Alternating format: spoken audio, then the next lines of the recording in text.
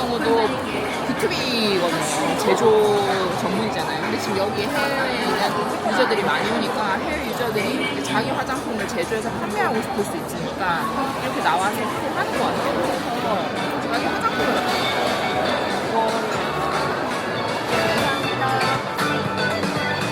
여기에서 제조를 했던 화장품들인가 봐요.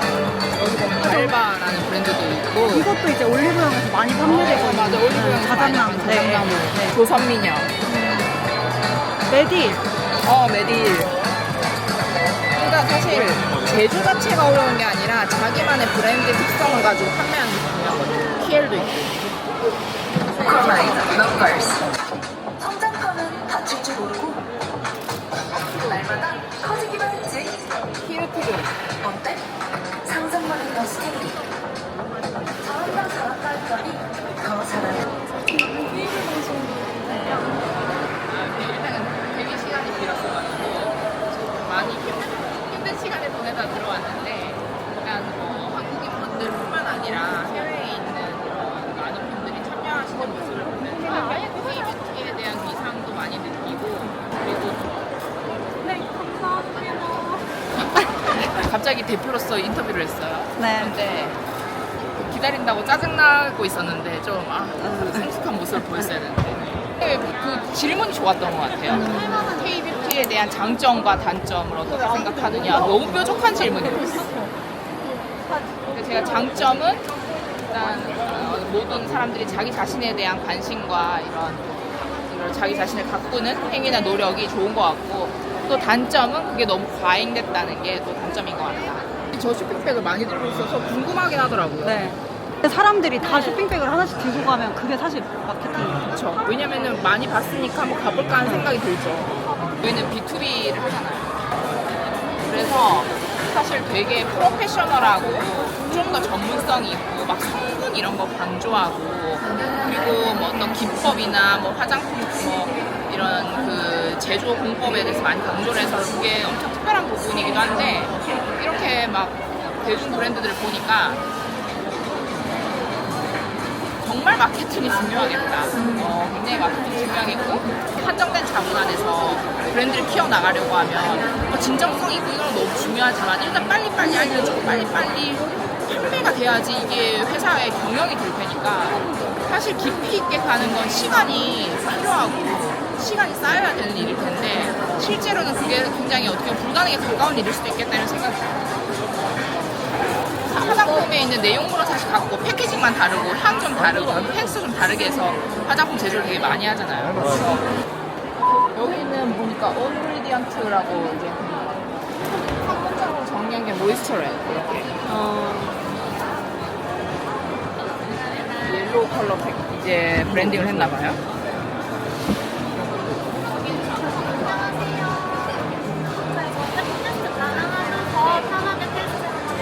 가장 많이 판매되는 화장품 어떤 거예요? 이 모션이 가장 잘 판매되고 얘가 저희 베스트셀러예요. 얘가 청담샵이나 동남샵에서 화발먹기 모션으로 많은 분들이 사용해주고 이게 모션인데도 그렇게 무겁거나 그러진 않거든요. 그래서 화장전에 발라주시면은 이제 화장이 더 잘 먹고 윤광 메이크업도 가능하시고 이 회사는 그러면 제조는 어떻게 그 자체 제작을 어떻게 하시는 거예요? 저희는 이제 제작은 한데 다른 브랜드도 있나요? 아니요, 저희 지금은 이 오브리디언트라는 스킨케어 브랜드인데 이제 곧 남은 신조 브랜드도 런칭하려고 준비 중입니다. 제가 이상한 질문 했어요. 왜요? 어떤 화장품 제조는 어디서 하시냐? 사실 뒤에 보면 제조사 나와 있거든요. 사실 어이없는 질문이거든. 근데 일단 순간 제가 그 제조에 대해서 뭐 어떤 특별한 점이 있는지를 물어보고 싶었는데 말하다가 순간 그냥 제조는 어떻게 하시나 했더니 저희는 제조는 맡기고 있습니다. 이렇게 얘기를 하는 거예요. 사실 그게 맞죠. 왜냐면 제조사가 따로 있고 유통사가 따로 있는데 제조를 어디선가 해서 본인들만의 이제 패키징과 디자인과 브랜드를 만들어서 판매하는 거거든요. 우리도 이 부분을 통해서 알아야 되는 게 우리 스파나 에스테틱도 마찬가지지만 우리가 할 줄 아는 기술, 그 다음에 뭐 테크닉 이런 프로그램들은 어떻게 보면 제조사에서 제조를 하는 거랑 비슷한 거예요. 근데 거기에 패키징을 붙이고 그 다음에 컬러를 넣고 스토리를 넣고 그 회사만의 철학을 집어넣고 그리고 세일즈나 마케팅, 브랜딩을 통해서 그걸 판매하는 절차가 그 다음인 거잖아요. 그러니까 그게 없는 경우가 너무 많은 거야. 그러니까 우리는 그 원자재나 재료나 제조 안에 있는 그런 원료 자체가 뛰어나다면 그걸 많이 판매하기 위해서 어떤 액션이 필요하다. 그게 지금 저 회사들은 저희 제조는 맡기고 있어요. 다른 데서 해서 본인들이 그걸 해서 파는 거예요. 중요한 거지. 근데 이제 우리가 뭐 이걸 보시는 분들 중에서 고객분들도 아마 계실 수 있는데 에스테틱이나 스파 같은 경우는 지금 현재는 많이 줄어들었지만 아직까지도 에스테틱 스파 전문 화장품이 있어요. 그러니까 프로페셔널 코스메틱이라고 우리가 부르는데 그 라인들이 뭐 예를 들면은 뭐 현재까지도 이제 많이 시판으로 풀리긴 했지만 발몽, 그다음에 비올로조 슈, 그다음에 일론 이런 브랜드들이죠. 이제 닥터벨 같은 경우는 마찬가지고. 그래서 그러니까 고객은 우리보다 훨씬 더 많잖아요. 숫자도 되게 많고 훨씬 더 많은 인원이기 때문에 우리가 그들한테 학습을 시켜서 판매를 하는 건 시간이 너무 오래 걸려.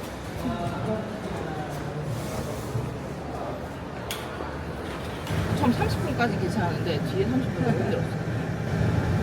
그러니까 거의 내가 볼 때 대부분은 마케팅이나 브랜딩에 돈이 들어가는 거고 원자재 자체가 그렇게 마케팅비 많이 안 쓰고 원자재에 집중한다고 해서 또 싸게 파느냐 그것도 아닌 것 같고 시가라는 게 있으니까 뭐 화장품의 가격을 설정할 때부터 포지셔닝을 하는 거잖아. 만약에 우리가 8,900원에 판다고 하면 저가 화장품으로 인식하는 거고 그걸 89,000원에 판다고 하면 사실 여기에 너무 많이 붙였어 라고 얘기할 게 아니라 그 포지셔닝 자체도 사실 마케팅에 포함이 된 거거든요. 마케팅에는 4개의 요소가 있어요. 일단은 프로덕트, 그 다음에 플레이스, 그 다음에 프로모션, 그리고 프라이스. 그러니까 이 4개 안에서 가격이 움직이는 건데 내가 뭐 예를 들면은 뭐 상품 자체가 뭐 좋겠지, 다들 좋지만 좋다는 것도 가격 대비 좋은지 아니면 가격 대비 안 좋은지 뭐 이런 거니까 그런 거를 기본으로 해서 뭐 가격을 설정을 한다고 하면 뭐 무조건 마진율을 똑같이 하라 이거는 자유경제 사회에서 맞지 않는 얘기니까 가격 설정에 대한 부분은 양심껏이라고 해야 되나? 그냥 그 업체들에서 포지셔닝에 맞춰서 하는 거다 보니 가격을 보고 가격이 비싼 건 더 좋은 화장품, 그러니까 확률적으로는 뭐 가격 좀 더 높으면 좀 더 좋은 화장품일 수 있을 것이다. 이렇게 비싼데 그만큼 화장품의 원재료가 더 뭐 좋지 않겠느냐라고 할 수 있지만 꼭 그런 것만도 아니다. 근데 또 싸면 싼 대로 이렇게 싼 화장품은 재료 안 좋은 거 썼겠지? 이렇게 생각할 수도 있는 거니까 그거 가격만 가지고 얘기할 수 있는 부분은 아니지만 일단 오늘 와서 보니 고객들이 본인들이 인지하고 있는 그 브랜드인지 어디서 본 적 있는지 누가 썼는지 안 썼는지 그러니까 결국에는 마케팅에 많이 좌지우지 될 수밖에 없는 게 이제 이런 그 로컬 화장품들의 특징인 것 같아요. 우리가 조선미녀 이런 화장품이 떴다고 했을 때 그게 뭐야? 이러면서 그러니까 우리가 에스테틱 스파에서 전문가들이라고 하니까 우리가 쓰는 제품이 더 좋고 확실히 더 뭐 알려진 화장품이라고 생각하는 거죠. 우리만의 착각인 거죠. K-뷰티가 시작되면서 우리 전문가들도 굉장히 눈을 넓혀서 이게 옳고 그르다의 문제가 아니라 소비자들이 접하고 있는 소비 시장에 대한 이해를 그만큼 열심히 학습하는 것도 우리의 역할인 거예요. 근데 화장품에서 뭘 제일 중요하게 보냐라고 하면 내가 예전에는 뭐 주성분 그리고 함량 그리고 침투 공법 이런 것들을 많이 봤다면 지금 같은 경우는 제형을 제일 많이 보는 거예요. 워낙 예민한 피부들이 많이 생겼잖아요. 그러니까 성분이 들어가서 뭐 예민해졌다 뭐 이렇게 얘기를 하는데 물론 그것도 맞지만 내가 예를 들어 땅콩 알러지가 있어. 남들한테는 정상이야. 근데 나는 땅콩 먹으면 죽을 수도 있어. 그건 내 사정이죠. 그게 지금 알러지라는 거고, 명현 반응이라고 하는 거는 우리가 뭐 어떤 어떻게 보면 과부하인 거죠. 어떤 작용을 통해서 그 작용에 대한 반응을 과도하게 함으로써 일시적으로 뭐 붉어진다거나 두드러기가 난다거나 뭐 이런 것들은 명현이라고 얘기를 하는 거고, 부작용이라고 하는 건 애초에 상품 자체에 문제가 있어서 유통기한이 지나서 사용 방법에 대한 제대로 안내가 되지 않아서 부작용을 일으킨다 하는 건 부작용인데, 고객들은 일단 뭔가 문제가 생기면 그냥 단어로 혼동해서 막 쓰거든요. 부작용이냐 아니면 명현이냐 아니면 뭐 알러지냐. 근데 알러지는 굉장히 초개인적인 영역이고, 그리고 뭐 명현이라고 하는 거는 사실은 소비자 제품에서 명현이 나타날 만큼 강한 농도를 쓰는 경우도 아예 없고, 그리고 그걸 완전히 기피하고. 그래서 이런 얘기 하잖아요. 어디서 쓰는 화장품이라 되게 순해. 순하다는 건 그냥 물이 많이 들어갔을 확률이 높죠. 뭐가 안 들어가야 순한 거니까.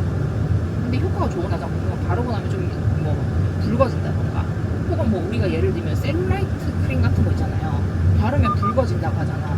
근데 이제 뭐 바르면 붉어진다, 와 신기하다 이렇게 얘기하면 효과고, 발랐는데 붉어졌어요 이러면은 뭔가 문제라고. 이거는 한 끗 차이거든. 그래서 결국에는 명현이라고 하는 건 작용이 있어야 그만큼의 어떤 반작용이 일어나는 형태를 얘기하는 거니까 그것도 좀 잘 인지해야 되고, 부작용은 이제 사용 방법에 대한 성실하지 못한 안내, 잘못 쓰는 것, 이런 것들이 일어날 수 있겠죠. 그래서 소비자들의 브랜드가 저렇구나, 저렇게 줄을 많이 서서 나는 뭔지도 모르는 화장품을 사는구나. 그리고 한국 화장품이 사실은 많이 발달을 했기 때문에 뭐 다른 나라에는 이런 좋은 화장품이 없다고 생각하니까 사는 거잖아요. 근데 그럴 수 있었던 이유도 우리나라가 뭐 땅덩이가 작다 얘기하지만, 땅덩이가 작기 때문에 흔히 얘기하는 냄비 근성이라는 게 굉장히 긍정적으로 작용할 때가 많이 있다고 생각을 하거든요. 그 부분이 결국에는 좁은 나라에서 자주 보고 자주 마주치고 자주 드러나니까 접할 수 있는 기회가 많아지잖아요. 그러니까 사실은 뭔가 전염 혹은 아니면 확산 이런 거에 있어서는 굉장히 유리한 면이니, 마케팅에 있어서 소자본에 비해 큰 효과를 얻을 수 있는 것도 맞는 것 같아요. 미국 같은 시장은 사실 너무 크잖아요. 그래서 동부에서 유명한지 서부에서 유명한지 막 이렇게 얘기를 할 만큼 되게 크지만, 우리나라는 되게 작기 때문에 우리가 냄비 근성이라고 하는 것처럼 빨리 뜨거워지고 빨리 알려지고 그만큼 빨리 인기가 사라질 수도 있는. 그래서 흔하게 뭐 이수지님 이런 그 보면은 뭐 몽클레어 이런 거 입는 것 때문에 몽클레어가 안 팔린다면 진짜 나라 그 기업에서 얘기할 만큼 굉장히 심각하게 고민할 만큼 큰 이슈라고 하더라고. 근데 이제 우리나라는 되게 좁은 나라에 살고, 대치동 가면 뭐 한 집 건너 한 집 뭐 아는 사이일 만큼 진짜 되게 많이 학생들, 아이들, 어머니들끼리 지인 이제 이런 문화가 있으니까 못 입지.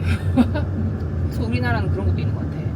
그런 사람들만 아는, 그런 사람들만 가는 그런 것들이 사실 뭐 어떻게 보면은 다 알아, 서로가 다 아는데 너무 대놓고 알려지면 또 그때부터 인기가 사라지는 그런 것들도 있는 것 같아. 너무 많이 입으면 또 입기 싫잖아. 그래서 비싼 게 잘 팔리는 것도 지금 우리나라 뭐 힘들다고 하지만 럭셔리에 대한 부분 잘 팔리는 게 아무나 못 입는, 아무나 못 사는, 그러니까 어떻게 보면은 다 알지만 쉽게 접근할 수 없는 것들이 더 잘 팔리는 거야. 오마카세 같은 경우도 그런 경우 아닐까? 그럼 약간 대중성과 희소성이 약간 공존할 수 있다고 생각해요. 루이비통, 프라다, 샤넬 대중성 있는데 희소성 있잖아. 그 가치의 희소성이 근데 있는 그래서 거니까. 가격을 올리는 거예요. 그거 싸면 다 살 거 아니야. 다 사면은 희소성이 사라지잖아요. 희소성이 사라지면 가치가 사라지는 거니까 판매가 떨어지겠죠. 그래서 결국에는 모든 마케팅은 4가지 요소를 잘 이해를 해야 됩니다. 일단 상품성 자체가 좋아야 되고, 프로덕트, 그리고 가격이 어떤 건지. 싸면 많이 팔릴 거고, 비싸면 뭐 확률적으로 덜 팔리게 될 것이고, 그리고 어디에서 파는지. 우리 에스테틱 스파는 사실 오프라인에서 실제 고객이 와서 누워서 받고 가야지 소비가 이루어지잖아요.